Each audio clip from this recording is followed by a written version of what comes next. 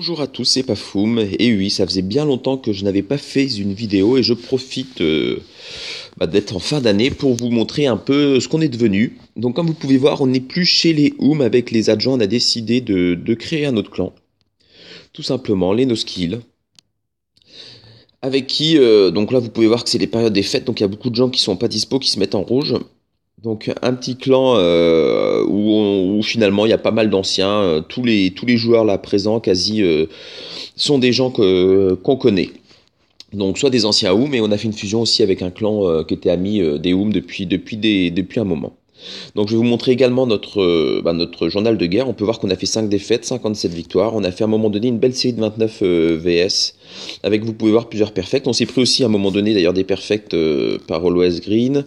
On a perdu de très peu contre les Royal Family qui jouaient énormément le MM à 0,05 près. Et notre dernière défaite également, c'était contre un clan iranien.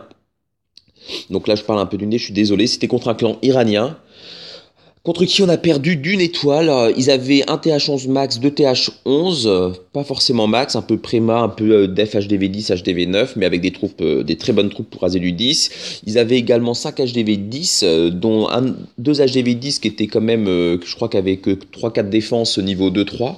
Donc c'était un clan qui jouait énormément le MM, beaucoup plus que nous, parce qu'on va pas se cacher, on va pas se voiler la face. Nous aussi on joue le MM à l'heure actuelle, beaucoup plus que chez les Oum, même chez les Oum on jouait pas du tout. Là on a créé des petits comptes, simplement déjà d'une part pour lancer le clan au début, on n'était pas assez nombreux, donc pour pouvoir créer déjà une dynamique de guerre assez continue et non-stop.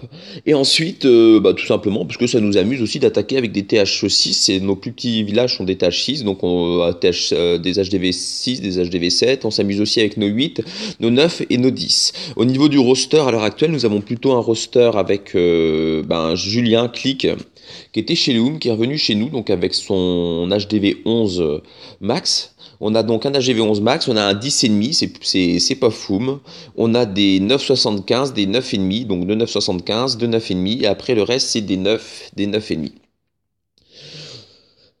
Donc voilà, tout ça pour dire qu'on joue le MM, on a l'impression que de jouer le MM c'est toujours simple, on peut voir d'ailleurs qu'on a perfect plusieurs fois, mais vous pouvez voir que nos dernières guerres quand même, nos adversaires à chaque fois, on peut voir qu'on a rencontré il y a 10 jours un clan niveau 11, où on a fait une égalité, on a gagné au pourcentage.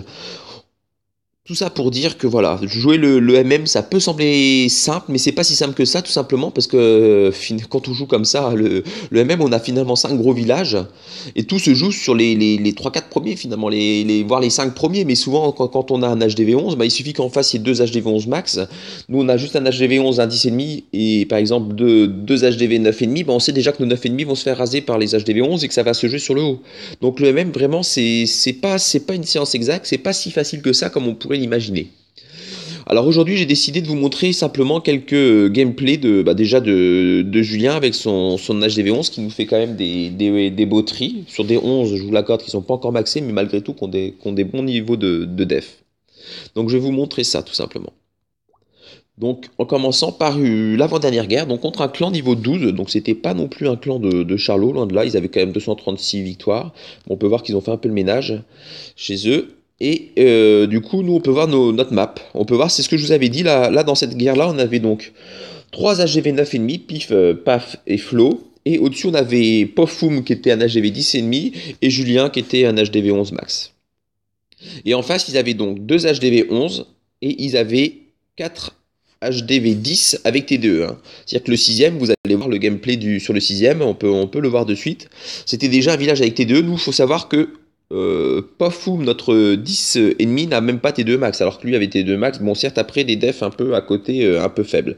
Mais pour vous dire que là, le MM, on peut vraiment voir qu'il était vraiment un peu en notre défaveur malgré tout, avec des gens qui avaient des bonnes troupes et qui avaient des villages aussi au niveau des defs malgré tout qui étaient plus difficiles à raser que nous, hein, parce que lui, en face de lui, il avait simplement un HGV 9, hein, ce village. Donc là, on peut voir tout d'abord une strat de Pifoum, c'était un GOG, parce qu'il faut savoir déjà que le GOG, maintenant, avec déjà des niveaux de def HDV 9, même avec des T2, je crois que si je dis pas de bêtises, elles étaient niveau 2 ou niveau 3.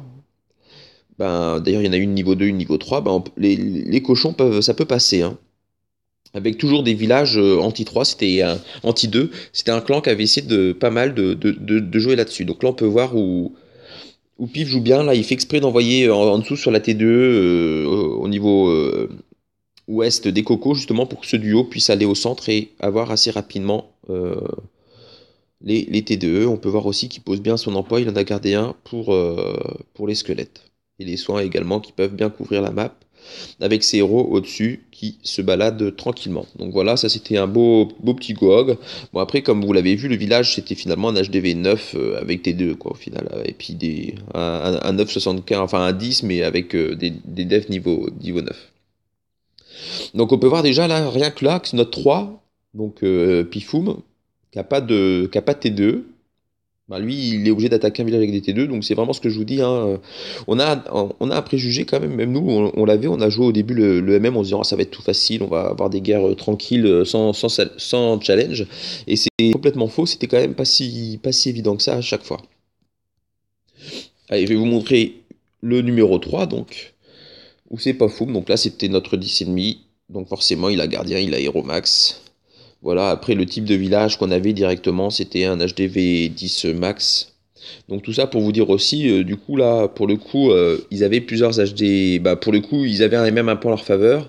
Après nous, on avait en notre faveur, on va dire un peu plus l'expérience aussi, avec notamment, comme vous pouvez voir, Julien, Pof qui a réussi à raser donc ce village. Bon après, comme vous le voyez, il a quand même des très bons héros, il a des troupes max, quasi max. Donc ça aide quand même pas mal. Le 10,5, c'est vrai que dans ce contexte-ci, nous aide beaucoup. Il faut savoir que quand on rencontre vraiment des très bons clans, il se fait raser, hein. Quand le clan où on avait perdu la dernière défaite, le 11 avec des troupes max, avait rasé POF qui a finalement juste des défenses HDV 10 avec des T2 niveau 1, c'est un peu léger. Donc en général, les troupes max, ça fait bien mal. Donc voilà une petite attaque de Julien quand même pour le mettre à l'honneur parce que c'était souvent notre 1 et quand tu es le numéro 1 d'un clan qui joue comme ça où il n'y a pas beaucoup de haut de tableau, ben forcément souvent la responsabilité pèse sur tes épaules.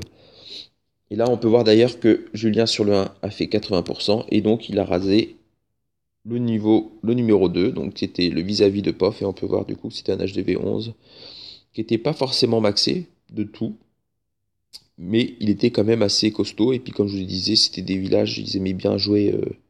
Ils avaient que des Vivi quasi anti 2. Donc là, avec un beau tri de Julien qui, je vous avoue, comme un nous dépanne beaucoup. C'est vrai que quand c'est lui au devant, en général, il fait souvent le boulot, comme Pof l'a souvent fait d'ailleurs également quand c'était lui notre numéro 1. Donc voilà une petite strat où finalement il est obligé avec la reine et le gardien de nettoyer un peu un côté. Avec le roi, les boulis, il nettoie un autre côté, tout simplement pour ouvrir ensuite le village. Enfin, pour nettoyer toutes les devs, pour pouvoir envoyer avec un seau les Valkyres. Et pour choper cet HDV, sans quoi ça aurait été un peu plus difficile de l'avoir. Sur des anti-3 comme ça, on n'a pas le choix, même en HDV10, de faire des strats comme ça. Bon, après en HDV10, il n'y a pas le gardien qui aide aussi la reine, mais on n'a pas le choix de faire des strats comme ça où d'un côté on met guéri reine pour nettoyer, d'autre côté après on met le roi, et dès que tous les deux côtés d'un village sont bien nettoyés, on peut poser enfin le sceau et les valkyries pour que ça aille au milieu. En général, c'est assez efficace. Bon, en l'occurrence, sur cette guerre-là, on a eu l'HDV, le numéro 5 qui est un HDV 10, donc qui était quand même assez costaud, qu'on n'a pas réussi à tri, contrairement aux autres, qui avaient un village anti-3, parce qu'à chaque fois, bah, malheureusement pour nous, il y a toujours eu un petit truc qui a fait que ça marchait pas. Donc c'est quand même, les villages anti-3, c'est quand même assez chiant, et on a vite fait, anti-2, pardon, c'est quand même assez chiant. Là on peut voir qu'on a fait 76%, on a quand même vite fait à chaque fois déjà de faire qu'une étoile, des fois quand on n'a pas de chance ou quand ça se goupille pas vraiment comme on l'avait souhaité. Donc ça reste des villages, je trouve, assez chiants à tri, et où on a vite fait en plus de ne pas tri, on a vite fait de faire qu'une étoile, donc c'est toujours un peu embêtant. On peut voir qu'en face, Julien, je ne vais pas vous montrer son village, avait un bon village qui a bien embêté nos adversaires, et Pafoum aussi a réussi à se préserver, ainsi que Flo, qui était tout simplement un 9,5, hein, je vous rappelle, qui s'est fait attaquer par quand même quelqu'un, un AGV10 avec tout max, hein. Donc voilà pour cette war. Je vais maintenant vous présenter l'autre guerre avec un autre ou deux autres gameplays. Donc l'autre guerre, c'était contre un clan américain qui était pas mal non plus, hein. C'était quand même un clan niveau 10. On peut voir par contre qu'ils se sont faillis sur le village de Julien, que sur le village de Pif, malheureusement le 1 qui était un HDV 11 max, qui a été rasé par Julien, le 2 qui était un HDV 11 aussi bien costaud. Enfin non, le 1 n'était pas maxé justement, mais le 2 était plus costaud. Je sais pas au niveau du MM, ce clan était un peu bizarre. Ils avaient également, si je dis pas de bêtises, ils avaient donc 2 HDV 11 qui étaient quand même assez costauds et 3 HDV 10, dont un qui était un 9,5. Nous, en face, on avait un HDV 11 et 3 9,5.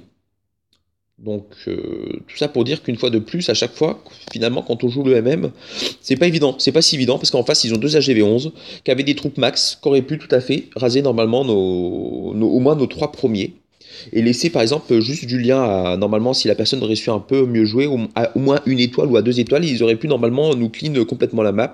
Après leur 9 ont été très mauvais d'ailleurs. Mais tout ça pour dire que vraiment jouer le MM des fois c'est pas si évident, pas si évident que ça.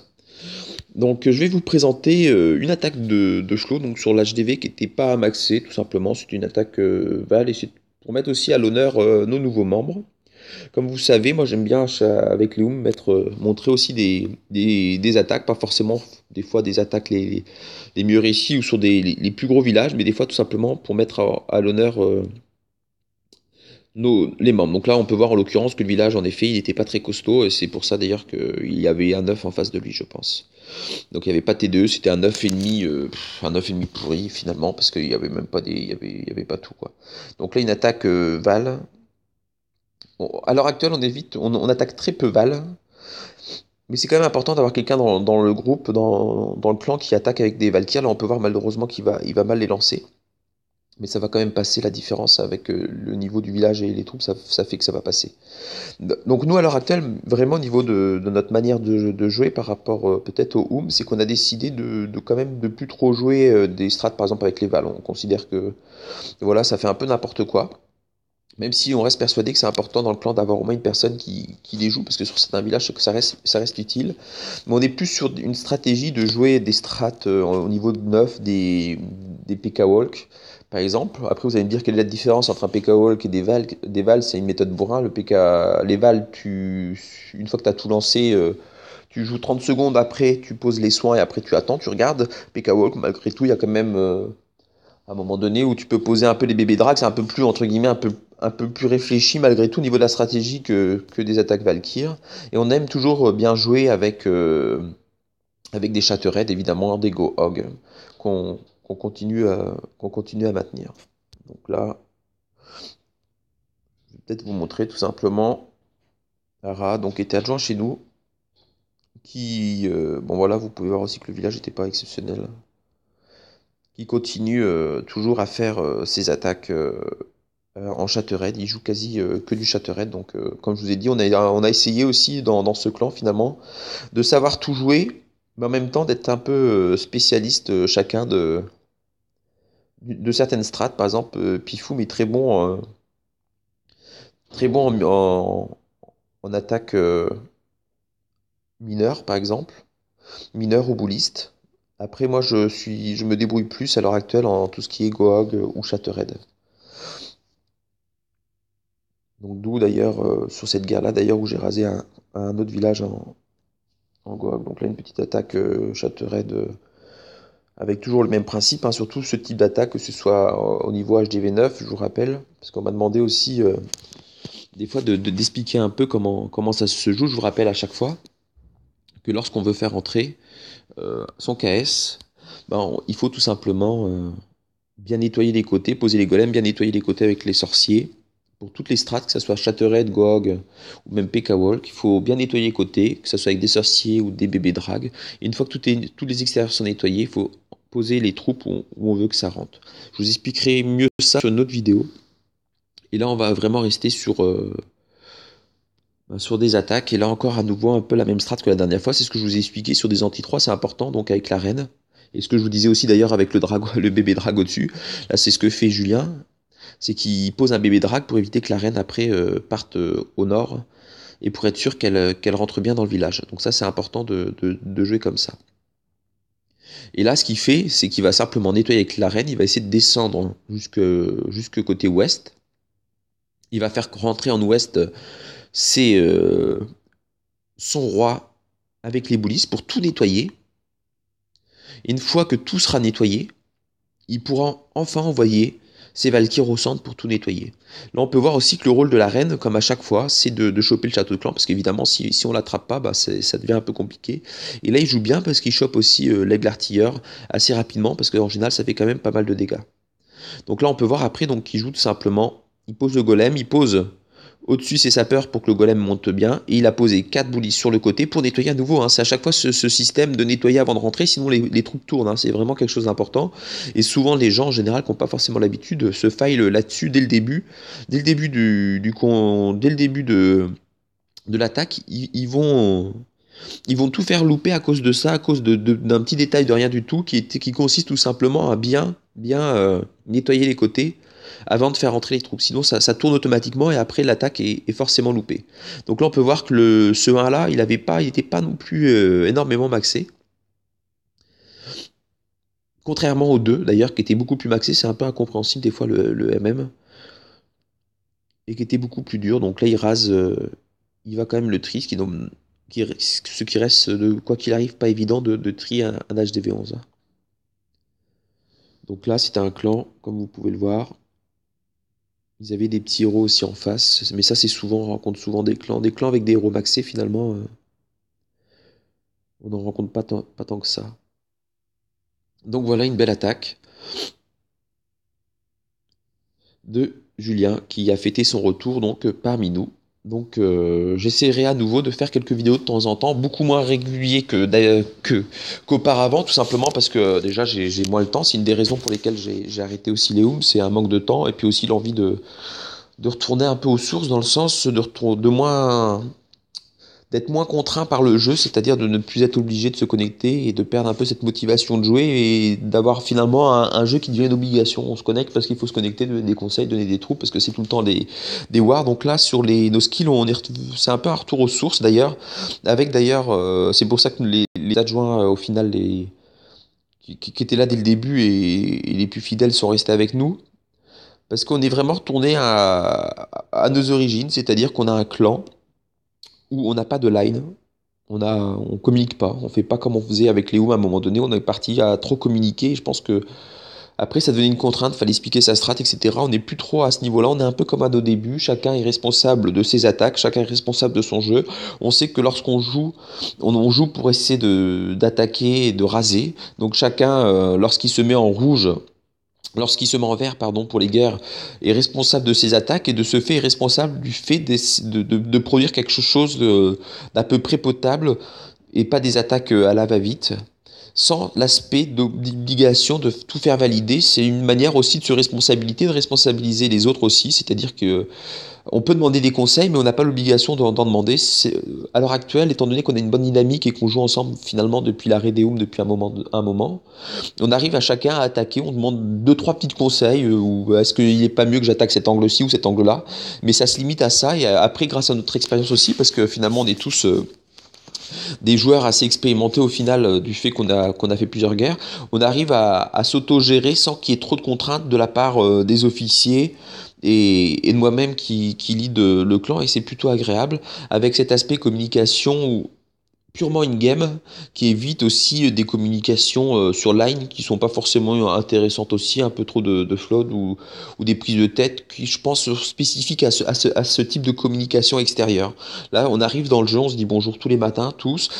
Il n'y a aucune obligation de faire les wars, c'est-à-dire qu'on est 48 à l'heure actuelle dans le clan, on fait des wars à 30, on a nos petits comptes, quoi qu'il arrive, qui permettent de toujours maintenir un niveau de guerre, et c'est pour ça qu'on a fait des petits comptes. C'est-à-dire que même le jour où, imaginons, par pur hasard, tout le monde up 0, tous les gros up 0, bah nous on continuera à faire les guerres avec les petits comptes pour maintenir toujours une dynamique de guerre. Et ces petits comptes aussi, parce qu'on en a une vingtaine, petits comptes tout confondus. Donc c'est-à-dire qu'on a 28 finalement vrais comptes et on a une vingtaine de petits comptes. Et ces vingtaines de petits comptes, finalement, en général en War, on en met là par exemple sur cette War-là, on était les petits comptes, ça commence à partir de voilà, après on avait là sur cette fois-là, on avait 18 petits comptes je pense, parce qu'on a des petits joueurs aussi qu'on a recrutés qui sont HDV7. On n'a pas que recruté des gros avec des petits comptes, on a recruté aussi des HDV7 et des HDV8, ça ne nous a pas dérangé à ce niveau-là.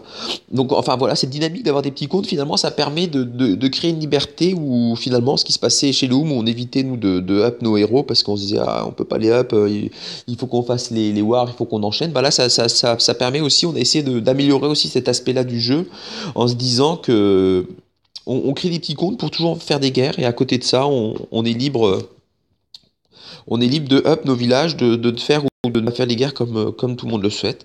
Donc à l'heure actuelle, on est 48, on recrute évidemment toujours des gens qui veulent faire des guerres ou des gens qui ne veulent pas faire des guerres. Les gens qui ne veulent pas faire des guerres, on peut prendre, par exemple, on en a un HDV10, on en a même deux HDV10 avec troupes max, mais qui ont des gros villages qui sont pas forcément motivés pour les guerres, qui sont plus là pour farmer et pour discuter de temps en temps et donner des troupes. Donc ça, on recrute parfaitement ce type de profil. Et du coup, ce type de profil, on regarde pas vraiment l'HDV. Il faut juste que la personne soit sympa. Il peut être prément, on s'en fout un peu. Il peut être maxé, il peut être HDV 11.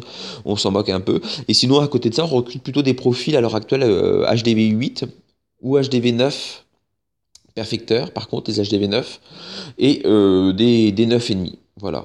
Et pourquoi pas des bons HDV10 ou un bon HDV11, un peu comme Julien pour les dés en haut. Voilà, bah merci à tous. J'espère que vous serez à nouveau nombreux à nous suivre. Et n'hésitez pas à passer nous voir ou à laisser des commentaires. Merci à tous. Bonne fête de fin d'année.